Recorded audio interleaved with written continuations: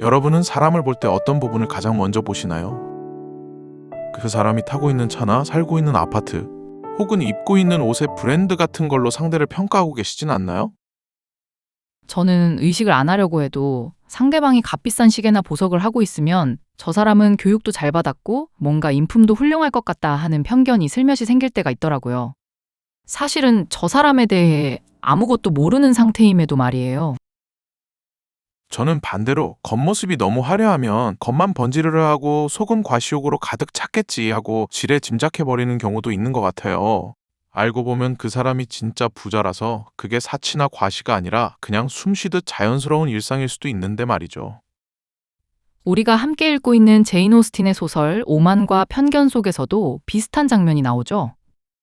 겉보기엔 고급스러운 명품 같던 빅리 자매가 알고 보면 속빈 강정이었고 반대로 첫인상은 거만해 보였던 다아시가 진국이었던 것처럼요.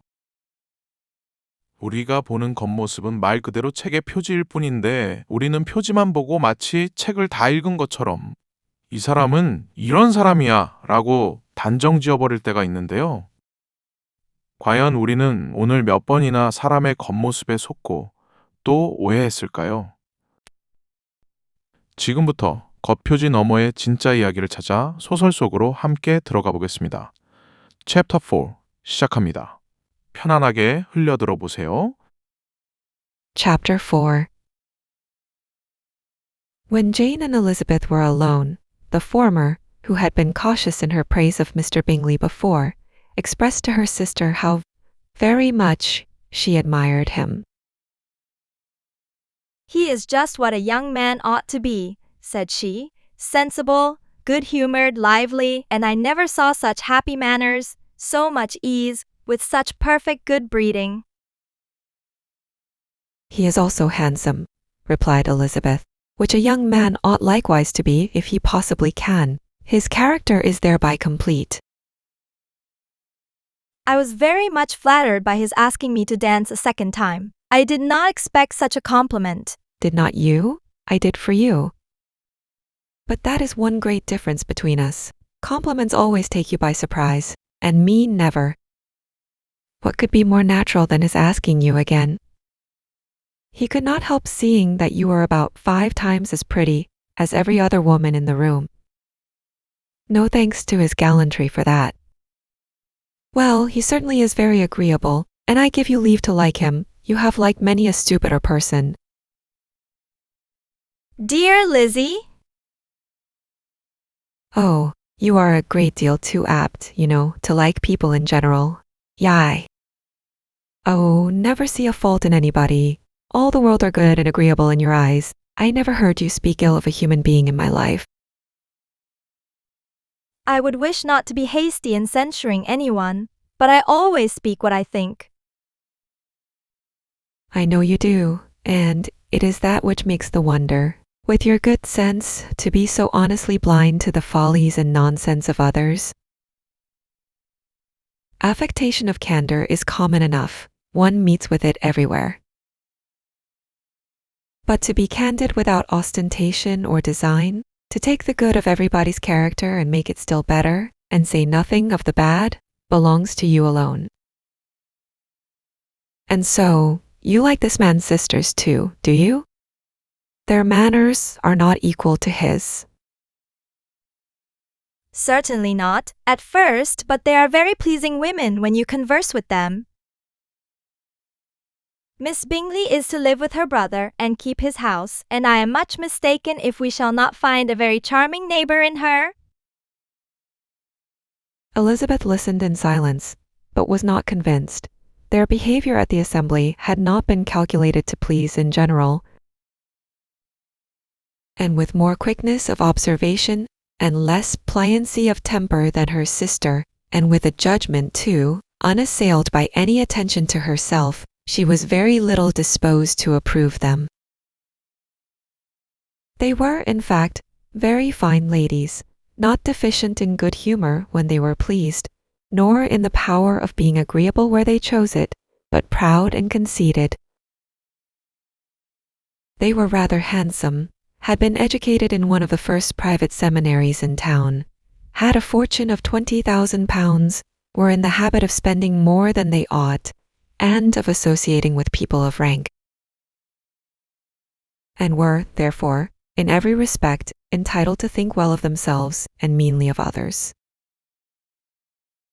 They were of a respectable family in the north of England, a circumstance more deeply impressed on their memories than that their brother's fortune and their own had been acquired by trade. Mr. Bingley inherited property to the amount of nearly £100,000 from his father, who had intended to purchase an estate but did not live to do it. Mr. Bingley intended it likewise, and sometimes made choice of his county. But as he was now provided with a good house and the liberty of a manor, it was doubtful to many of those who best knew the easiness of his temper, whether he might not spend the remainder of his days at Netherfield and leave the next generation to purchase. His sisters were very anxious for his having an estate of his own. But though he was now established only as a tenant, Miss Bingley was by no means unwilling to preside at his table. Nor was Mrs. Hurst, who had married a man of more fashion than fortune, less disposed to consider his house as her home when it suited her. Mr. Bingley had not been of age 2 years when he was tempted, by an accidental recommendation, to look at Netherfield House. He did look at it, and into it, for half an hour, was pleased with the situation and the principal rooms, satisfied with what the owner said in its praise, and took it immediately. Between him and Darcy there was a very steady friendship, in spite of a great opposition of character. Bingley was endeared to Darcy by the easiness, openness, and ductility of his temper, though no disposition could offer a greater contrast to his own, and though with his own he never appeared dissatisfied. On the strength of Darcy's regard, Bingley had the firmest reliance, and of his judgment the highest opinion. In understanding, Darcy was the superior. Bingley was by no means deficient, but Darcy was clever. He was at the same time haughty, reserved, and fastidious, and his manners, though well-bred, were not inviting. In that respect, his friend had greatly the advantage. Bingley was sure of being liked wherever he appeared. Darcy was continually giving offence. The manner in which they spoke of the Meryton Assembly was sufficiently characteristic. Bingley had never met with pleasanter people or prettier girls in his life. Everybody had been most kind and attentive to him. There had been no formality, no stiffness. He had soon felt acquainted with all the room. And as to Miss Bennet, he could not conceive an angel more beautiful. Darcy, on the contrary, had seen a collection of people in whom there was little beauty and no fashion, for none of whom he had felt the smallest interest, and from none received either attention or pleasure. Miss Bennet he acknowledged to be pretty, but she smiled too much. Mrs. Hurst and her sister allowed it to be so, but still they admired her and liked her, and pronounced her to be a sweet girl, and one whom they should not object to know more of. Miss Bennet was therefore established as a sweet girl, and their brother felt authorized by such commendation to think of her as he chose. 오늘의 이야기. 이번 장에서는 제인과 엘리자베스의 서로 다른 시선이 선명하게 드러납니다. 제인은 사람들의 장점을 먼저 보고 엘리자베스는 사람을 더 신중하게 관찰합니다. 또한 빅리와 다아시 역시 서로 정반대의 성격을 가진 인물이라는 점이 소개됩니다.